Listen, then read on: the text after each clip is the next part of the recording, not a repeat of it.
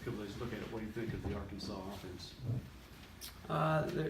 They make explosive plays. I think Coach Morris, Coach Craddock, really good coaches. Quarterback can make plays with his arm and his feet. He's good. Running backs, 2 or 3 of those guys can make some big plays. That's what they are. They make big plays. I'm sure that they're trying to find a little bit more efficiency, but it's gain of 3, gain of 3, gain of 30, and against good teams. They had over 400 yards against Alabama. All the receivers are good. The tight end 85 is really good. So to me, they've caught my attention. Again, I don't pay attention to records or anything like that. I just know that they put points up on the board against, LSU, against Alabama, against a lot of good teams. Even though obviously all your experiences to this side, when a coach comes in and tries to change something that's just such a total difference from one previous system to another, I mean, yeah. But you can see the progress during the year. Is that just a sign of good coaching? On both offense and defense. I mean, like I said, I don't know Coach at all, but I mean, I respect the job that he does. I know a lot of our coaches know Coach Craddock, the offensive coordinator. I know Coach Chavis. I know some of the defensive coaches. So, I mean, I understand transition, and they went from Coach Bielema's philosophy, which was ground and pound, to being more balanced and utilizing tempo and utilizing a lot of formations. So to me, they're the offense, their scheme has caught my attention. I respect a lot, and a lot of their players make a lot of good plays. How would you assess your team's focus this week?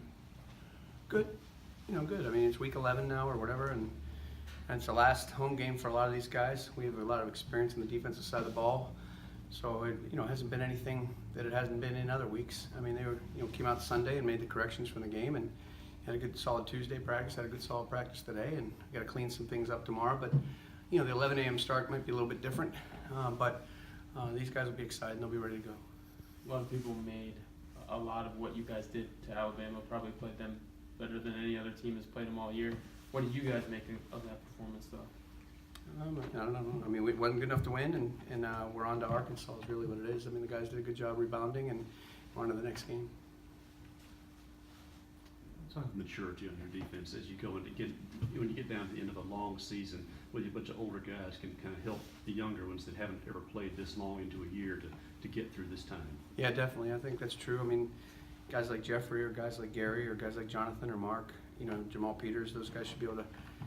The end of the season does become a grind, and I've commented several times. That's the one thing that's impressed me. I've been at, whether it's at Tennessee or at Penn State or even Vanderbilt, I felt like at this time of the year you could see body language and you could see different things that looked like a team that was mentally and physically tired. I don't feel that way about this group. They come to practice, they come to meetings very spirited. I think they're very confident. I think they feel like they're one of the better defenses in college football, and they want to show it and prove it every day. How important is it to kind of manage the emotions of a senior day event for those guys? I mean, I don't know. That's a good question. I mean, what I do know is in the year that I've been here, Mississippi people are very proud people, and a lot of our seniors are Mississippi, student athletes. So I'm sure the last time going into Davis Wade Stadium will be emotional for them. I always try to talk to our players about approaching each task with passion rather than emotion. Because passion is a kind of a permanent, thing, where emotion is up and down, in and out, and at the first sign of adversity, emotional people basically crumble.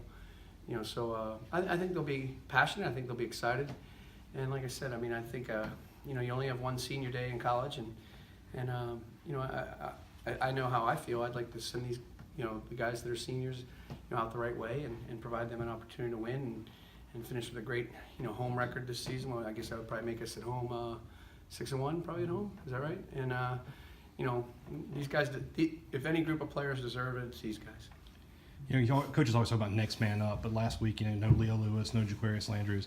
But I thought Willie Gay played really well. I thought C.J. Morgan played really well. As a coach, is that something you take pride in? And like, hey, we talk about next man up, but we actually did it. Yeah, for sure, and they should too. I mean, I think you guys all know Willie's a good player. I mean, Willie, Willie and Leo were both splitting time, and it's not like Willie hadn't played before, but to step up and have 2 sacks and an interception and on a pretty significant stage, I think we were all very, very happy for him, and look forward to big things in the future for him. And CJ, that was really the first time he played significant minutes on a big stage like that, and he has the speed and athletic ability, to play against the good players. He's just got to, when he always says it, and he uses it well, when his head's where his feet are, meaning he's present and he's locked in, he's as good an athlete as there is really on the team. You know, he does some things athletically even better than John or Mark.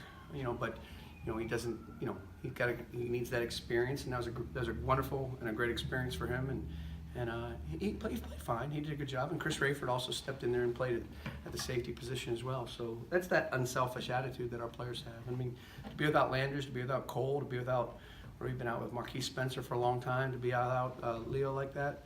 You know, we missed Peters for some time. I mean, that's this group's mindset. Next guy up, and they do a good job. You mentioned the seniors. Gary's been a captain for your defensive unit. Just talk about him being a steady influence on this defense. Well, I think that's part of the reason why we've been what we've been. I don't know how good we've been on defense, but we've been consistent, I think, on defense. That's what I kind of like. You know, there haven't been, boy, it's been a really good game, oh, it's been a bad game, oh, it's been a good game. You know, it's been pretty steady Eddie. And part of that's his leadership, John Abrams' leadership. But, you know, Gary's is, you know, I've been doing this a long time, and we somewhat recruited Gary when I was at Vanderbilt. I didn't know him very well before getting here, but, you know, you're not supposed to have favorites, but in the grand scheme of things, he's probably, you know, one of my favorite people I've ever been around. He's a really, really good player, and you know, scouts continue to ask about him. I mean, they ask about Tez, and they ask about Jeffrey, and they ask about John, and they ask about some of the other guys. But you know, I think Gary, if he chooses to, will go on and have a great pro career. And if he doesn't to, you know, hell, he might be the, you know, governor of Mississippi someday. You never know. I mean, he's that type of smart and that type of personality.